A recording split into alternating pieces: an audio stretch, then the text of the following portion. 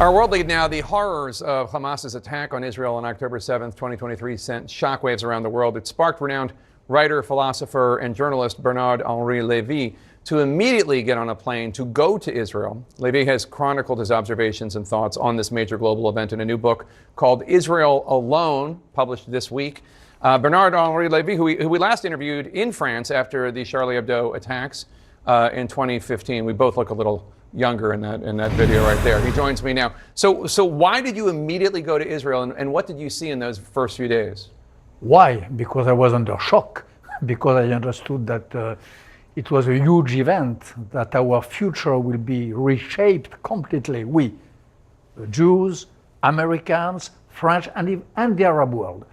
That's why. And what did I see? I was on the ground. I was in the kibbutzim on the 11th, so very, very quickly. And I saw radical evil. I saw pure barbarism, pure cruelty. I have images which I saw really on the field, which will never be erased from my memory. And I saw a few things in my life. Mm-hmm. I have been a war reporter. I was in Darfur, I was in Rwanda, I was in Somalia, Mogadishu. But what my memory collected from Kfar Aza, Be'eri, is beyond possibility of erasement of the memory. You wrote, more than the Israeli or Jewish soul was murdered here, it was our common conscience, unquote. What do you mean by that? I think that it was a shock for the world. The entire world saw this, generally you have cruelty in any war, but there is a motive, there is a reason. You want a territory, you want a political victory.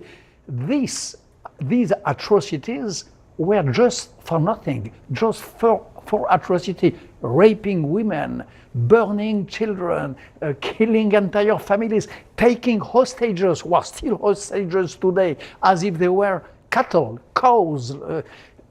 This is rather unprecedented. The hostage capture is unprecedented probably since the antiquity, since the hostages list, the Sabine and the Romans. It was a very incredible moment, an event with a capital E, with a, So in your book, here it is right here, Israel Alone, showing it right there, you take aim at the United Nations for how they responded to the sexual violence, the rapes and the sexual crimes by Hamas against Israeli women. This is something that we've covered a lot on the show. There are a lot of people out there who deny that these atrocities happened.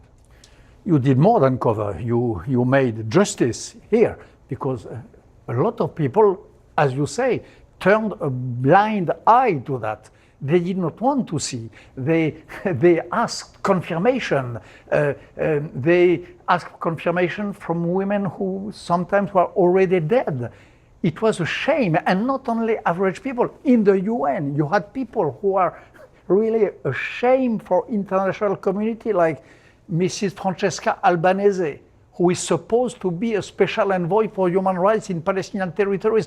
All her comments about that event are a pure shame. Even yesterday, after the publication of my book, of course, what she said yesterday, the day before yesterday, that Israel should be expelled from the UN, I never heard that for any criminal regime, which Israel is not. Israel is waging a just war of self-defense, anti-terrorist war, and you have this lady from UN asking for the Israel to be expelled. It's unprecedented, honestly. What is your take? Obviously, there has been a lot of civilian death in this war, and I don't know how many people have been killed. But I believe Prime Minister Netanyahu acknowledged that the 40,000 number was roughly correct a couple weeks ago, although he thinks about half of that is Hamas terrorists and Islamic Jihad fighters. What is your hope for the region, for the end of the war, for the Palestinian people? Every Palestinian civilian victim, like you, breaks my heart.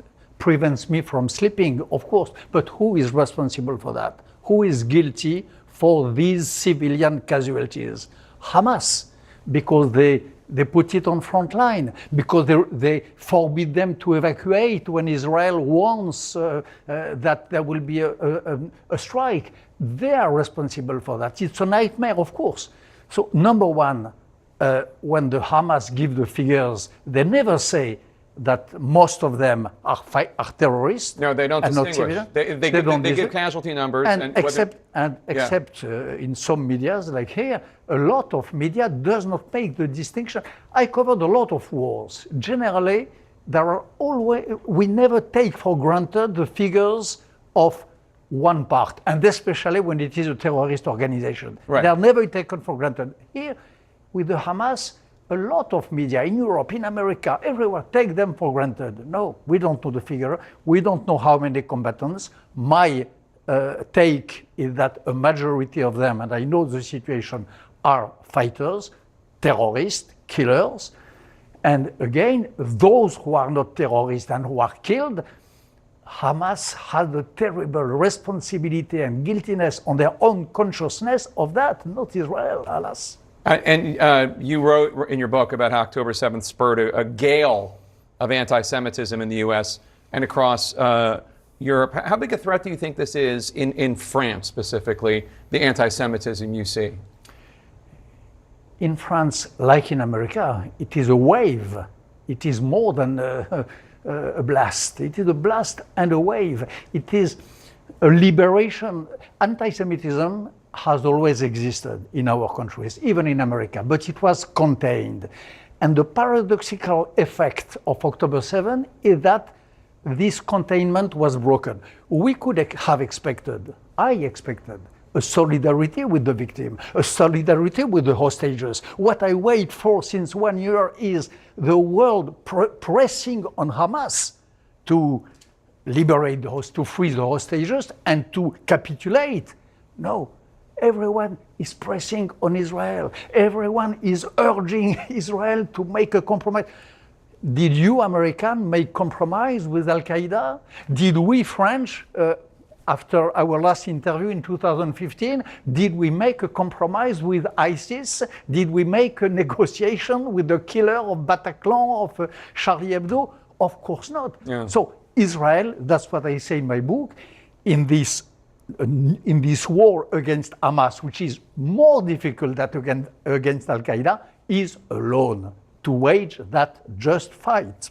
Bernard-Henri Lévy, thank you so much. Thank you, it is really good to see you. The book, again, Israel Alone, and it's out now.